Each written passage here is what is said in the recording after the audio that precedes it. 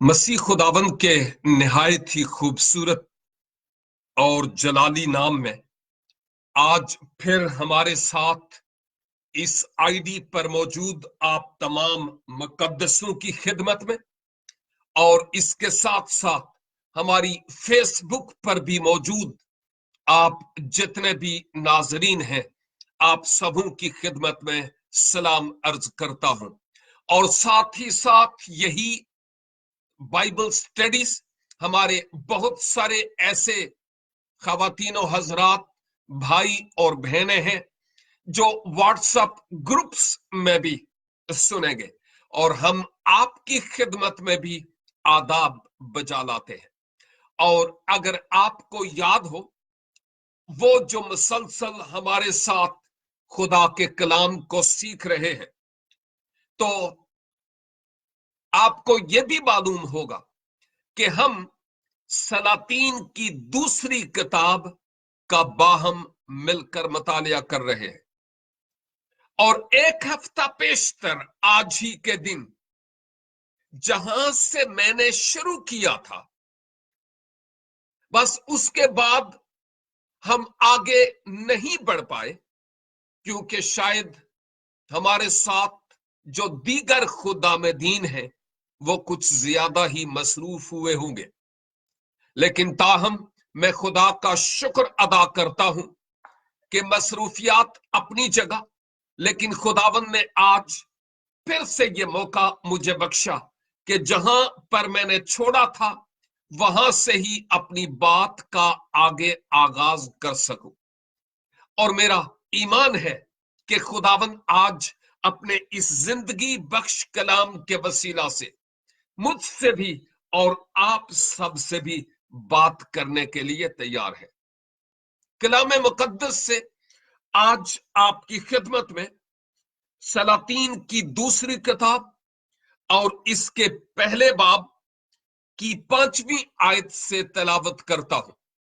इस 5वीं आयत में यूं लिखा है, और वो कासिद उसके पास लौट आए, सो उसने उनसे पूछा, तुम क्यों लौट आए? उन्होंने उससे कहा, एक शख्स हमसे मिलने को आया और हमसे कहने लगा कि उस बादशाह के पास जिसने तुमको भेजा है फिर जाओ और उससे कहो, खुदावंद यूं फरमाता है, क्या इस्राएल में कोई खुदा नहीं जो तू अकरून के देवता बाल जबूब से पूछने को भेजता है, इसलिए कि तू उस पलंग से जिस पर तू चढ़ा है उतरने ना पाएगा, बल्कि जरूर ही मरेगा। हम बात आगे चलाएंगे, लेकिन थोड़ी सी बात जो माजी के साथ ताल्लुक रखती थी उसका जिक्र करते हुए अगर मैं आगे बढ़ूं, तो जितने भी हमारे सामईन और नाजरीन हैं उनके समझने में और ज्यादा आसानी पैदा हो जाएगी। हम सीख रहे थे अखजिया बिन अखियब के बारे में, और ये सुन रहे थे कि उसने जो शुमाली सल्तनत है इस्राएल की, वहां पर सामरिया में अपना एक महल बनाया था और इसने अपने बाप अखियब की तरह बुराइयां की, बुत परस्ती की, बाल देवताओं की तरफ बनी इस्राएल को मबजूल करवाया और कई और लोगों को उसने इन बुतों के आगे सिजदा करने की तरगीब दी। और बाद में एक ऐसा वक्त आता है कि इसकी इन हरकत के सबब से ये ज्यादा देर नहीं चल पाया, सिर्फ 2 साल इसने हुकूमत की, सल्तनत की। और दूसरी तरफ हमें एक और बात नजर आती है, और वो ये कि इस की मुमलकत में मोआब पहले से दाऊद के वक्त से शामिल था, लेकिन अब मोआब इन हरकतों के सबब से इनसे अलग हो गया, और इनकी अपनी इस बादशाही और राज में ये जो कुछ चाहते करते थे, इवन पूरे इसराइल में बुत परस्ती को रवाज दिया गया, और इसराइली भी उस गुनाह के मुर्तकब हुए जिससे खुदा ने अहकाम अशरा में, शरीयत में मना किया था। अब होता यह है कि अख्जिया सामरिया में अपने महल की खिड़की के पास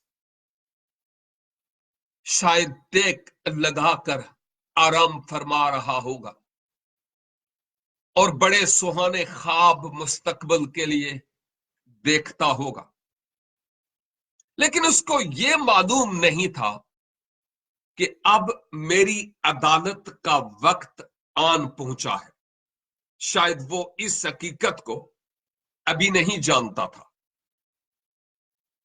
इसके नतीजे में वो उस अपने महल की खिड़की पर से नीचे गिर जाता है, और ना मालूम उसको मेडिकली क्या कॉम्प्लिकेशन हुई जिस सबब से वो बीमार पड़ गया।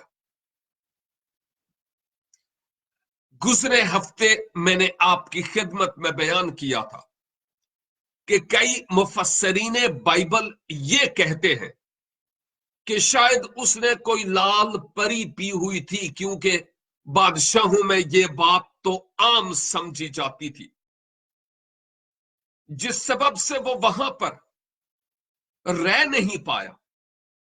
धूत था जिस सबब से वो खिड़की से नीचे फर्स्ट फ्लोर पर गिर गया। हो सकता है उसकी गर्दन टूट गई हो या कमर की रीढ़ की हड्डी में कोई फ्रैक्चर आया हो, मुझे नहीं मालूम, यह सिर्फ कियास है। लेकिन लिखा है वो बीमार पड़ गया, और उसने अपने कासिदों को, अपने एलचियों को अकरून के देवता बाल जबूब के यहां भेजा, ताकि उनसे जाकर बाल जबूब से मेरे हक में दरियाफ्त करें कि इस बीमारी के सबब से या इस कॉम्प्लिकेशन के सबब से मैं अब मजीद जी पाऊंगा कि नहीं जी पाऊंगा। लेकिन चूंकि खुदा अब अख्जिया की अदालत करने को था, बल्कि कर चुका था, ऐलान हो चुका था, जिस सबब से उसने यानी खुदा ने अपने एक फरिश्ता के जरिया से अपने बंदा एलिया को भेजा और कहा, जा और शाहे सामरिया से मुखातिब हो। और उससे मुखातिब होने से पहले तुझे ये जो उसकी तरफ से एलची भेजे जा रहे हैं, इन एलचियों से जाकर मिल और उनसे कह कि क्या इस्राएल में कोई जिंदा खुदा नहीं था कि तुम अकरून में बाल जबूब के यहां जाते हो मेरे बाबत मालूम करने के लिए कि मैं जीऊंगा कि नहीं? ये तुमने क्या किया? और अब इसके नतीजे में जब एलिया नबी तैयार हो गया कि सामरिया से आने वाले इन कासिदों से मिले, और फिर उनसे वो मिला, उनसे वही बात कही जो खुदावन ने उससे कही। और फिर एलिया ने यह भी कहा जाओ तुम लोग और जाकर अखजिया से कहो कि चूंकि तुमने बातल के साथ समझौता किया,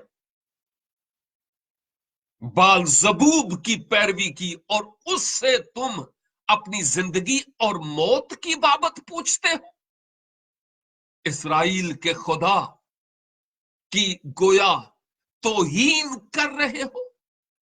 अखजिया सुन ले, अब जिस पलंग पर तू अपनी इस अजियत के सबब से पड़ा हुआ है, इस पलंग से तू अपने पांव उतारने नहीं पाएगा, क्योंकि तूने बाल जबूब को पुकार कर इसराइल के खुदा को गैरत दिलाई है। और अब जो आयात आपकी खिदमत में तलावत की गई है, इन आयात के मुताबिक कासिद एलिया की बात को सुनकर, कितना अजीम नबी था वो, उसकी बात सुनकर वो रास्ते से ही वापस अखजिया के पास आ जाते हैं।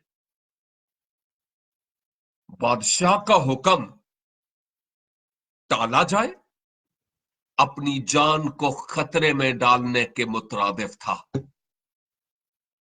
लेकिन बात यह है कि अखजिया भी बादशाह था,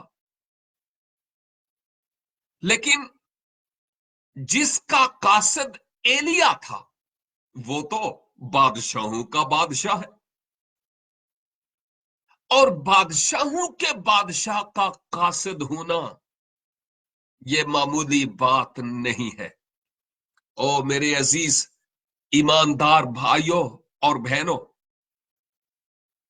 उस जिंदा खुदा के जो खुदाए ला तब्दील है, कल आज बल्कि अब्द तक यकसां है, मैं और आप उस इसराइल के खुदा के जो आज भी वही है, मैं और आप उसके कासिद हैं, किसी बाल जबूब के नहीं है।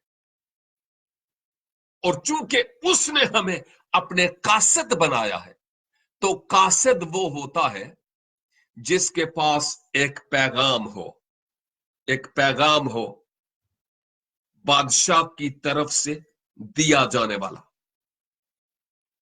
और जो मेरा और आपका बादशाह है, उसने मुझे और आपको ये पैगाम दिया है कि इस पैगाम को हम कौमों और उम्मतों तक लेकर जाएं, ताकि लोग इस पैगाम पर ईमान लाने के वसीला से हयात अबदी के वारिस हो सके। ये बहुत बड़े आजाज की बात है। हुकूमत वालों और इख्तियार वालों के कासिद होना कहां, और कायनात के खालिक व मालिक के कासिद होना कहां। बहुत बड़ी बात है, बहुत बड़ी बात है। चुनाचे खुदा अपने इस कासिद एलिया नबी के वसीला से जो पैगाम इन कासिदों को देता है, उन्होंने अपने बादशाह की परवाह नहीं की कि वो हमें क्या कहेगा, वो हमें मार डालेगा। उन्होंने इसके बारे में परवाह नहीं की, क्योंकि अब जिस बादशाह के अख्तियार से वो वापस जा रहे थे, वो बादशाहों का बादशाह और खुदाबंदों का खुदाबंद था। अब तो उनको वापस जाना ही जाना था, और अब तो अखजिया का भी मुंह हमेशा के लिए बंद हो जाना था। और उसने इन कासिदों का कुछ बिगाड़ना नहीं था, क्योंकि वो खुदा के खादिम, खुदा के कासिद, खुदा के एलची, खुदा के एम्बेसिडर, खुदा के मशीर का मशवरा लेते हुए वो रास्ते से वापस लौटे, अखजिया को जाकर पैगाम देने के लिए। और फिर क्या होता है, वो गए, वापस गए और अख्जिया को कहते हैं कि साहब एक शख्स हमें मिला है, क्योंकि पूछा गया कि लौट कर क्यों आए हो। तो उनका जवाब यह था कि एक शख्स मिला है और हमसे यह कहने लगा कि तुम वापस बादशाह के पास लौट जाओ, जाओ वापस अख्जिया के पास, और उससे कहो कि क्या इस्राइल में कोई खुदा नहीं था कि तू उससे पूछता, और तूने अकरून में बाल जबूब के यहां पूछने के लिए कि तू जीता रहेगा या मर जाएगा, अपने कासिदों को भेजा है। और वो शख्स जो हमें मिला है, उसने कहा जाओ और अख्जिया बादशाह से कहो, चूंकि तूने गैर माबूदों के साथ अपनी दोस्ती का नाता गाड़ा, जिस सबब से अब तू अपने पलंग से उतरने नहीं पाएगा, जरूर ही तू मरेगा। अजीजों, हम गुजरे हफ्ते भी सीख रहे थे और आज भी ये सीख रहे हैं कि अक्सर औकात साहिबे अख्तियार होने की वजह से, एक बड़े मकाम के होने के सबब से, एक बड़ा मर्तबा होने के सबब से, रुपया पैसा होने के सबब से, इज्जत अफजाई के सबब से, दूसरे लोगों में अपनी शोहरत और मशहूर होने के सबब से बाज़ौकात अख्जिया की तरह हम अपने आप को कुछ समझ बैठते हैं और यूं मन में अबलीस ये बात डालता है कि तुम कर लो जो कुछ करना चाहते हो, तुम्हारे जैसा तो और कोई था ही नहीं, कोई और होता तो खुदा इस मकाम पर खड़ा करता ना। अरे बस सिर्फ तू ही है, मन को राजी कर ले जैसे तेरा जी चाहे, और जितना बड़ा ओहदा, जितना बड़ा मुकाम होगा, उससे गिरना ये ज्यादा आसान है और खतरे से खाली हरगिज नहीं है, हरगिज नहीं है। क्योंकि खुदा मगरूर का मुकाबला करता है, लेकिन वो फरोतनों को तौफीक बख्शता है। और ये गरूर और बड़ेपन और मगरूर और अख्तियार के घोड़े पर सवार होने के गुनाह के बाज औकात आप भी मुर्तकिब हुए हैं और मैं भी मुर्तकिब हुआ हूं, और आए दिन हम इस गुनाह के मुर्तकिब होते रहते हैं। लेकिन खुदा हमें यह कह रहा है कि ये जो मैसेज आज तुम तक पहुंच रहा है, इस मैसेज के सबब से तुम अपनी राह मेरे साथ सीधी कर लो, क्योंकि तुम अपने आप में कुछ भी नहीं जब तक कि मैं तुझे इस्तेमाल न करूं। कौन सी ऐसी बात है जिस पर मैं और आप फख्र करें?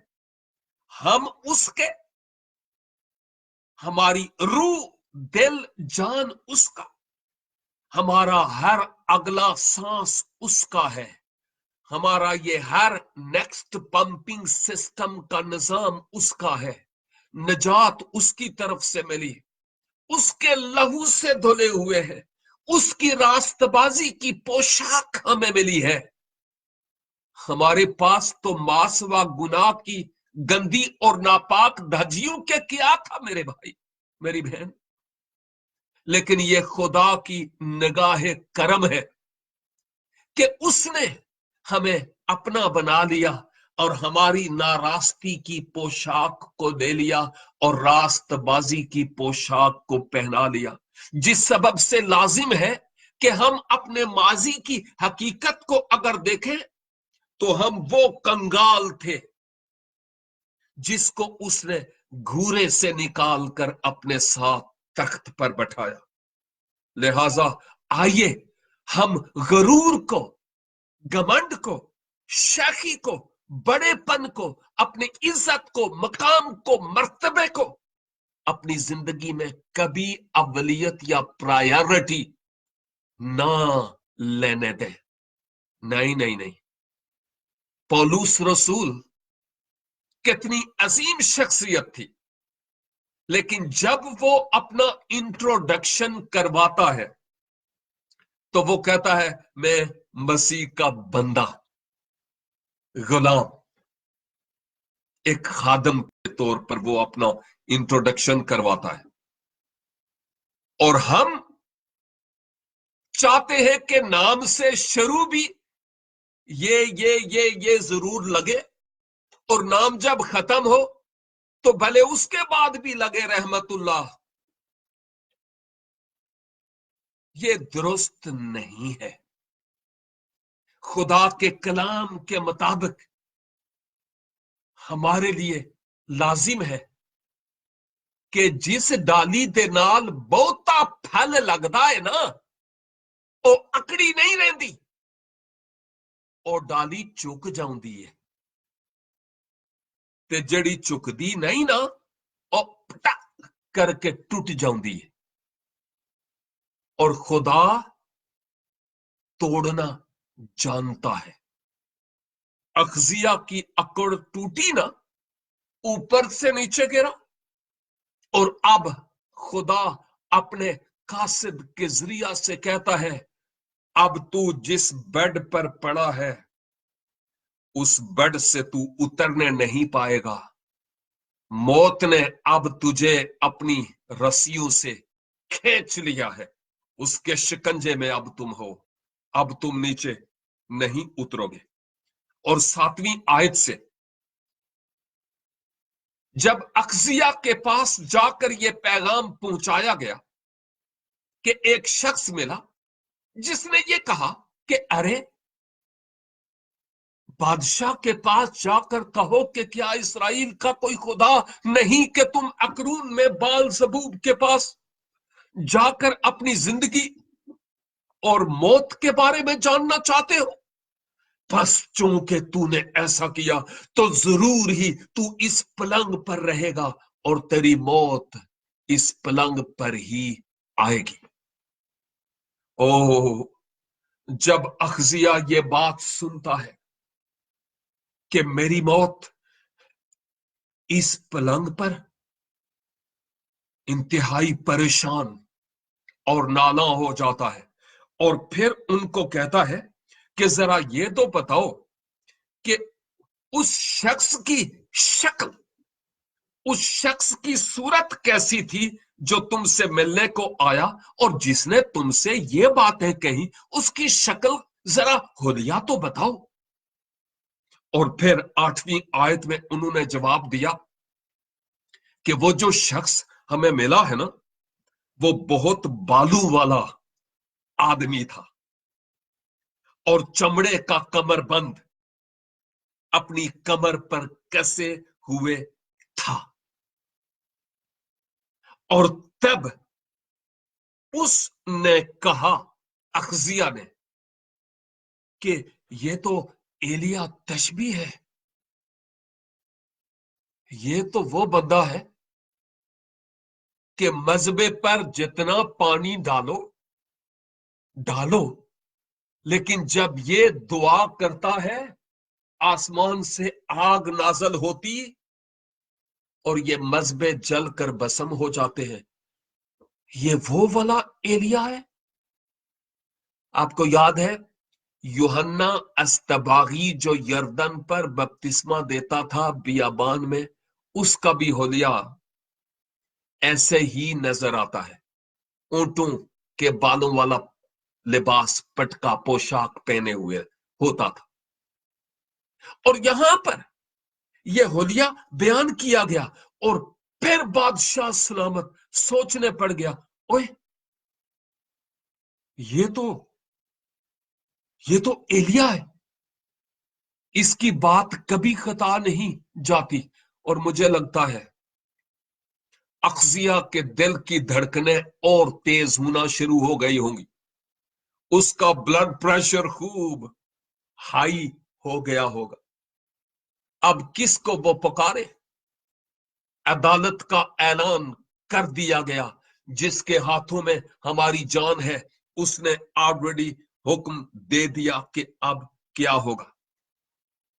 फिर बादशाह ने 50 सिपाहियों के एक सरदार को और उसके साथ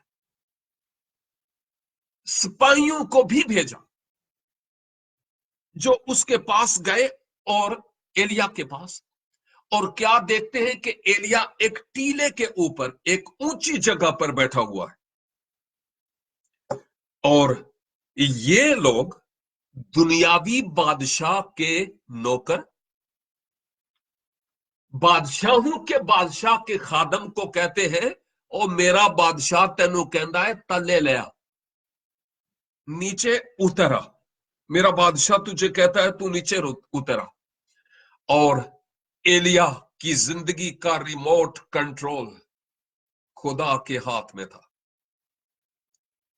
और खुदा ने एलिया से कलाम किया। और हम क्या देखते हैं? एक बात तो यह है कि एलिया ने उन 50 के सरदार को जवाब दिया कि अच्छा, अगर तुम मेरे लिए ये कहते हो कि मैं मर्दे खुदा हूं, अच्छा तुम जानते हो कि मैं मर्दे खुदा हूं, ठीक है।